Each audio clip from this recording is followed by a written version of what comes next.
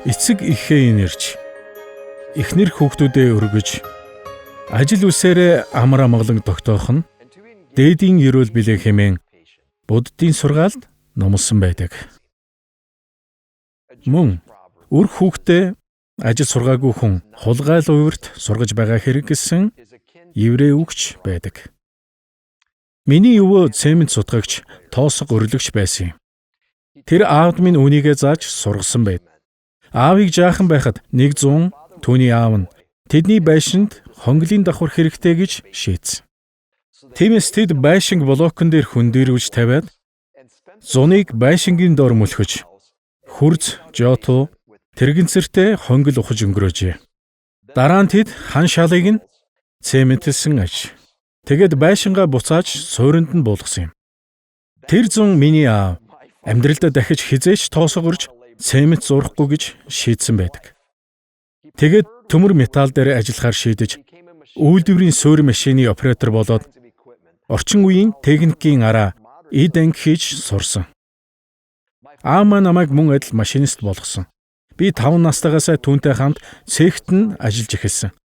Би том болоод үйлдвэрт хар бор ажил хийх нь борчуудын ажил гэж бодоод дээд сургууль сурч дээд төвчний ажил хийх нь дээр юм байна гэж шийдээд гэрээсээ явж надад зүгээр л машинист байхаас илүү сайхан ирээдүй байгаа гэж бодоод их сургуульд сурахаар шийдсэн.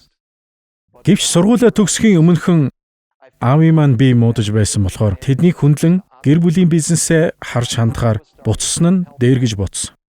Эхнэр бид хоёр 2-5 жил үйлдвэрээ ажилуулад дараа нь зарж аавыг тэтгэврт нь гаргахад нь туслаад эргэж илүү чухал ажил олж хий гэж төлөвлөж байв. Гэтэл 2 жил нь 5 жил, дараа нь 10, сүүлдээ 20 жил болсон. Одоо би 29 дэх жилдээ ажиллаж байна. Гэвч энэ суурь машинууд дээр өөрийн гараар техникийн эд анги хийхин зэрэгцээ бусад залуучуудад зааж сурахаас илүү зөв газар надад байхгүй юм байна гэж би боддог болсон. Өнөөдөр би ямар ч зах зээл орон нутагт чухал гэж ойлгосон 3 үннийг хуваалцахыг хүсэж байна. Технологийн асар хурдастай хувьсгалын энэ цаг үед улс орон дэлхийн нийтээрээ энэ энгийн үннийг мартаж байгаа юм шиг санагдаг. Гэвч эдгээр нь өнөөдрийн тоолж баршгүй олон бэрхшээлүүд донд бид гол зогоохын оронд өссөн хөгжих суурь болсон үннүүд юм. Нэгдүгээрт бүх ажил мэргэжил ур чадвар нэр төртөө бөгөөд онцгой зорилготой байдаг. Хөгжин дэвжиж байгаа нийгмийг цогцлооход бүгд адилхан чухал. Ажил мэргэжлүүдийг чухал бишээр нь ангиж, заримыг нь дээдэж, бусдыг нь дорд үзэх буруу. Бид ажил мэргэжлүүдийг хар ажилчин, цагаан захтан, боловсралтай, боловсралгүй, мэргэжлийн болон мэргэжлийн бус, ур чадвартай болон чадваргүй, тэрч бүхэл шашны болон нүгэлтний гэж ангиж дассан байдаг. Гэтэл бүх ажлууд өөр гэсэн ур ухаан чадвар шаарддаг. Зарим хүн биеийн хүчний ажил амархан сурдаг бол зарим хүмүүст оюуны хөдөлмөр амархан байдаг. Гэвч аль нь биднийг чин сэтгэлээсээ хандахыг шаарддаг. Баруунд бүх ажлыг адилхан хүндэлдэггүйгээс болж ажил мэргэжлүүдийн хооронд дээр доор гэсэн ялгаа гарч байна. Дээгүүр боловсралтай нь боловсролын төвшин доогуур нэг дорд үзэж байхад ажилчин анги нь өөрсдийгөө голохын хажуугаар тэднийг элит хэмээн үзэн яддаг болж байна. Мэргэжлийнхэн болон мэргэжлийн бусчууд бие биеэ ойлгож хүндэлдэггүй. Гэтэл IT-ч бай, талхчинч бай, төрийн албаныхч бай, ер нь ямар ч мэргэжлийнх бай. Тэд фермер эрхлэгч, малчид, тээврийн жолоочгүйгээр оршин тогтнож чадахгүй шүү дээ. Энэ оны эхэнд COVID-19 хямрал тулгархад төрөөс хөл хорой тогтоож бүх хүн гэртээ байх ёстой болсон. Зөвхөн онцгой үргийн ажилчид л ажлаа үргэлжлүүлж байв. Тэгвэл онцгой үргийн ажилчид нь хэн байсан бэ? Эмнэлгийн ажилчид шууд санаанд бууж байв. Тэгвэл эмнэлгийн хангамжийн бүтээгдэхүүн, орны хэрэгсэл, нойлын цаасыг хэн үйлдвэрлэх вэ? Хоол хүнсийг хаанаас хангах вэ? Хэн тээвэрлэх вэ? Хэн ус захилгааныг дасалтуулахгүй хүргэж бохирыг татах вэ? Миний бодлоор бид анх удаа өөрсдөөсөө Аль ажил мэргэжил хамгийн чухал нь вэ гэж асуусан байх. Эцэст нь COVID-19-с болж бид бүх ажил мэргэжлүүд чухал гэдгийг ойлгосон. Энэ нийгмээ илүү сайхан болгоход хүн бүрийн л оролцоо чухал аж. Манай улсад ч дэлхийн эргэн тойронд ч зарим ажил нь бусдаасаа дээр бөгөөд чухал гэсэн ойлголтыг залуу үеийнхэнд түгээж байна. Бид ихэвчлэн тэдэнд 4 жилийн коллежид сурч ямар нэгэн чухал мэргэжлээ болох ёстой гэж хэлдэг. Гэхдээ хүн бүр мэргэжлийн хүн байх албагүй. Эсвэл мэргэжлийн хүн байх нь фермер эсвэл бусад мэргэжлэр ажилладаг хүнээс илүү сайн гэсэн ойлголт байхгүй. Ийм буруу ойлголт миний ажиллаж буй үйлдвэрлэлд хямрал авчирч байна. Өнөөдөр энэ салбарт хуучин боловсон хүчнийг сэлгэх ур чадвартай ажилчид дутмаг байна. Тиймээс бид энэ ойлголтыг өөрчилж, боловсон хүчний гадуурхлыг арилгах хэрэгтэй. Бид өөрсдөө хөдөлмөр бүхэн нэр төртэй, үн цэнтэй гэдгийг санаж, залуу үедээ ойлгуулах цаг болжээ. Хоёрдугаарт, удирдагч хүн бүх талаараа эрүүл байх ёстой. Удирдагчид бид нийгмийнхээ соёл болон ирээдүйг хэлбэршүүлэх чухал хариуцлагатай хүмүүс билээ. Өнөөдөр альваа хөгжиж буй нийгмийг бид эдийн засгийн хөгжлөөр тодорхойлдог. Хэдийгээр энэ нь тодорхой хэмжээнд зөвч гэлээ, бид зөвхөн эдийн засаг, мөнгийг чухалчилж болохгүй. Бидний зорилго бол эдийн засгийн хувьд доктортой байхаас гадна оюун санаа, бие бэлдэр, сэтгэл зүй, харилцаа болон сүнслэг байдлаараа эрүүл байх явдал юм. Үүний тулд удирдагчид бид өөрсдөө эрүүл байх хэрэгтэй. Бид өөрсдөө эрүүл бус байгаа үед байгууллага эрүүл, дэвшилттэй байлгах ямар ч боломжгүй. Жишээ нь миний өвөө маш сайн өргөч, засалж, цемент цутгагч хэрнээ архины хамааралтай хүн байсан тул харамсалтайгаар гэр бүл, бизнесээ алдаж, эцэстээ орон гэргүй болж хорвоог орхисон. Аав маань ч мөн адил архинаас болж үйлдвэр дээр маш их асуудал тарьдаг байсан. Би өөрөө гэр бүлийн бизнесээ эрүүл, амжилттай болгохоор ирсэн хэдий ч миний уур уцаар, донтолт, сэтгэл зүй болон сүнсний эрүүл мэнд муу байх нь их хоор уршигтай байгааг үл ойших аргагүй байв. Харин өөрийгөө эрүүл байлгахыг хичээх тусам бизнес маань эрүүл амжилттай болж хоорондоо шууд хамааралтай болсон. Ажилчин ангиж дуудагддаг бүлэгт багтаж тэдэнтэй ажиллах явцад тэдний ихэнх нь урам хугарч, ядарч, дутуу үнэлэгдсэн хүмүүс байдгийг харсан. Гэвч тэдэнд боломж олгон бүх ажил мэргэжлийнхнийг адилхан хөндөж, хамгийн сайнаа зориулж байгааг нь урамшуулах үед тэдний бүтээлч байдал, хүчтэй зан чанар, альвааг зөв хийх гэсэн эрмэлзэл, зориулалт нь намайг өөрийг минь урамшуулсан юм. Харин энэ байгууллагын соёлыг бий болгож, тээгч, удирдагчийн хувьд энэ бүхэн надаас л эхэлсэн. Тиймээс ажилчдаа хамгийн сайнаар нь байлгахын тулд би өөрөө чадах чинээгээр сайн байх ёстой. Бид өөрсдийгөө болон хамт яваа хүмүүсээ эвдэх муу зан чанартай байгаа бол байгууллага хамт олноо эрүүл бүтээлч байхыг шаардаад нэмэргүй. Тиймээс би өдөр бүр уур уцаар, айцаа ялж, шуналт сэтгэл, амиа хичээгч, ихэрхүү зангаа орхин, даруй төлөв, бусдыг хайрладаг, амар тайван, бүх зүйлд талархаж, үнэнч байхыг хичээдэг болсон. 3 дахь зарчим. Бидний ирээдүйн хойч үеэ сургаж, дасалжуулахаас шууд хамаардаг. Технологийн өсрөнгүй хөгжлөөс болж бид зан чанар, ёс суртахууныг чухалчлахаа болж байна. Өнөөдөр бидний эргэн тойронд зориггүй төрсэн олон залуучууд байна. Тэдний зарим нь коллежид тэнцэхгүй, ажилчин ангих гэж гадуурхагддаг. Тэд идвэх зүтгэл, зориггүй, хаана байх ёстойгоо мэдхээ болсон байдаг. Гэвч тэд үн цэнтэй гэдгээ мэдэж дэлхий тэднэрээр дутгийг ойлгох ёстой. Тэд зоригтой байж тэднийг дэмжиж хайрладаг хүмүүсээр хүрээлүүлэх ёстой. Би та бүхэнд нэг богино видео үзүүлье. Энэ видеонд манай компани, манай хотынхан хамтран залуучуудаа хэрхэн үйлчиж ирээдүйн боловсон хүчнээ босгож байгааг харуулна. За асаагаарай, болгоомжтой. Ингээд 30 секунд бариарай.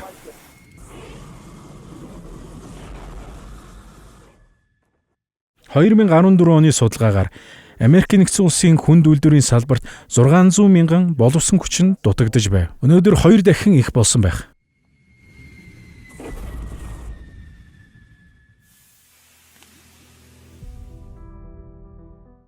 Энэ их бүтээлч ажил техникийн өндөр мэдлэг шаарддаг. Хэний ч төсөөлж чадахгүй их боломж энд нуугдаж байгаа. Өнөөдрийн дэлхийн үйлдвэрлэлийн хурдыг гүйцэх хэмжээний тооны залуу ажилчид энэ талбарт орж ирэхгүй байна шүү дээ. Би өөрийн шавнаар та нар спорт агентлагийн тамирчин шиг өөрсдөө цалингаа тогтоодог болох цаг ирнэ гэж хэлдэг. Энэ компани эзэн ерөнхийлөгчийн хувьд би байгууллагын соёлыг тээгч бөгөөд хүн бүрийг амжилтанд хүрэхэд нь чадах бүхнээ хийх үүрэгтэй юм. Хүмүүс надад үйлчилдэг биш. Харин би өөрөө хүмүүст үйлчлэх нь миний хариуцлага гэсэн үг гэж би боддог. Манай өнөөгийн нийгэмд хамгийн дутагдж байгаа зүйл нь энэ юм байна гэж би ойлгосон. Амьдралдаа ямар ч зориггүй төөрсөн олон залуучууд гадуур явж байна шүү дээ. Миний бодлоор өнөөдрийн хамгийн гол асуудал бол зан чанарын дороотол. Тэгвэл хүнд зан чанар болон ур чадварыг зэрэг зааж өгч болох уу? Миний бодлоор бол боломжтой. Яагаад гэвэл энэ гаригийн хүн бүр физиологийн хэрэгцээнээс гадна 2 үндсэн хэрэгцээтэй байдаг. Нас, хүйс, ахуй соёлоос үл хамааран хүн бүр зоригтой байх, мөн зөв харилцаатай байх гэсэн үндсэн 2 хэрэгцээг хангах гэж тэмүүлдэг. Бид хүмүүстэй ажиллахдаа энэ бүхнийг бодож байх хэрэгтэй. Тиймээс бид цог сургалтын хөтөлбөр боловсруулсан. Бид уламжлалт боловсролын загварыг өөрчилж зан чанартай урчууд гэж хөтөлбөрөө нэрлэсэн. Залуусыг 7 хоног 5 өдөр танхим суулгахын оронд нэг өдрийг сонгон авч ертөнцийг үзэх үзэл зан чанарын тухай ярилцдаг. Чи өөрийгөө ухаан муутай гэж хэлхийг би сонссон. Гэхдээ би санал нийлэхгүй байна. Бид нар бүгдээрээ гэр бүл, эргэн тойрныхонтоо сайнаар нөлөөлөх боломжтой гэж би боддог. Би залуучуудыг хүний өөдөөс хараад ийм тийм зүйл хийж чаддаг гэж хэлж чаддаг байгаасаа гэж боддог. Юу чамайг аз жаргалтай болгодог вэ? Мөнгө, нэр хүнд, эрх мэдэл гэх мэт зүйлс чамайг аз жаргалд хөтлөнө гэж бодож байна уу? Чи ямар авьяастай вэ? Амьдрал чинь юу үнцэнтэй вэ? Ямар зүйлс сурмаар байна?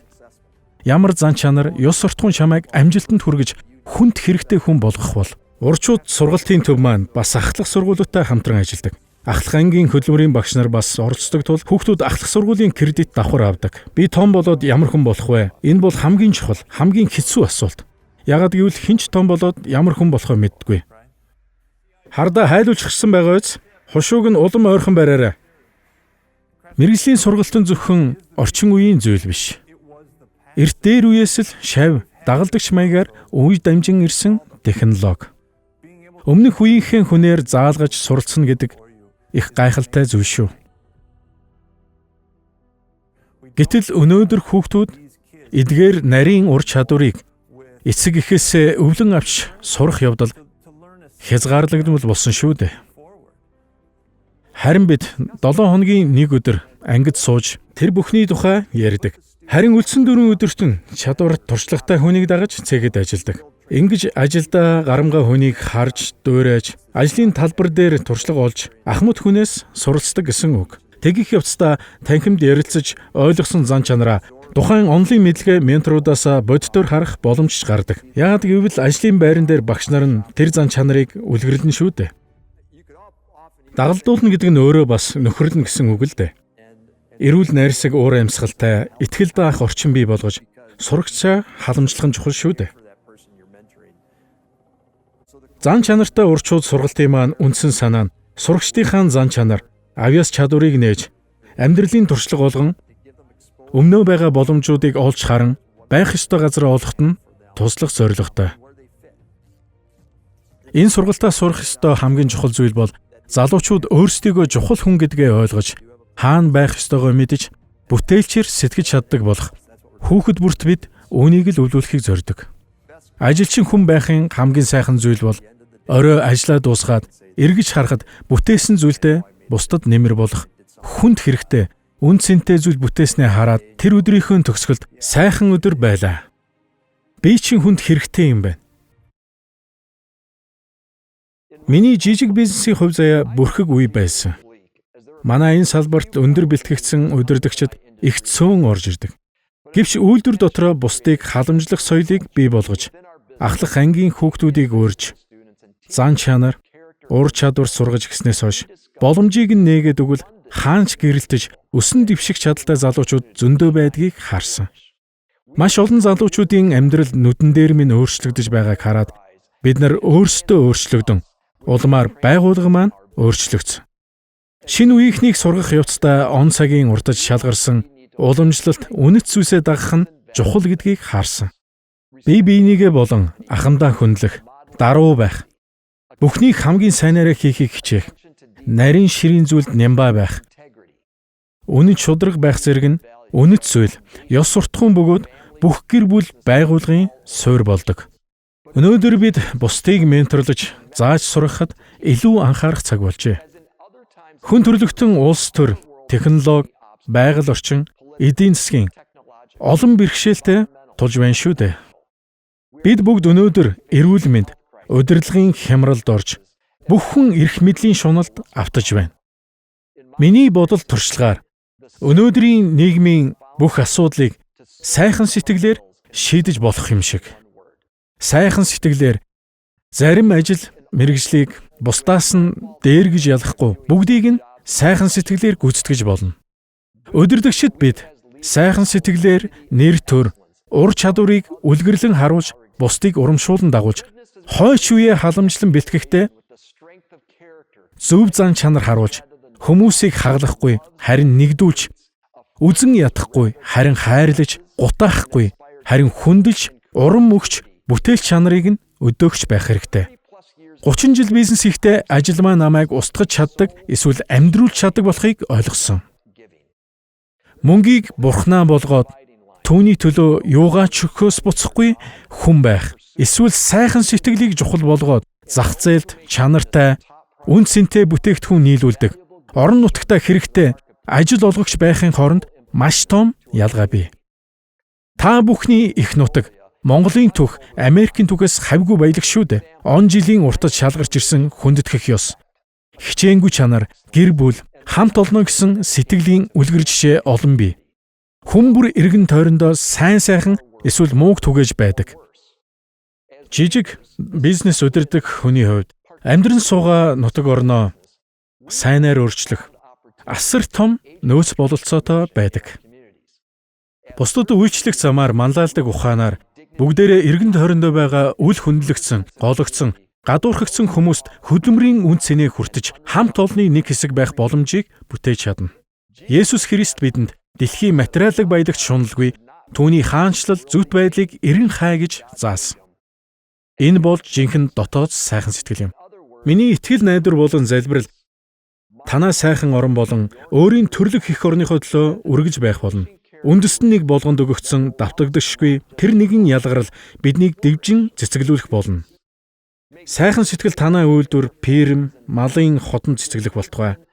Танаа зочид буудлын ажилчин, тээврийн жолооч, технологийн ажилчид гэх мэт бүх ажил мэргэжлийн хүмүүсээс цацарч байх болтугай. Учир нь ажилчин ангийн бид бүгдээрээ нийгмийнхээ хөдөлгөгч хүч амин юм. Хинч бүү гадуурхагдаг.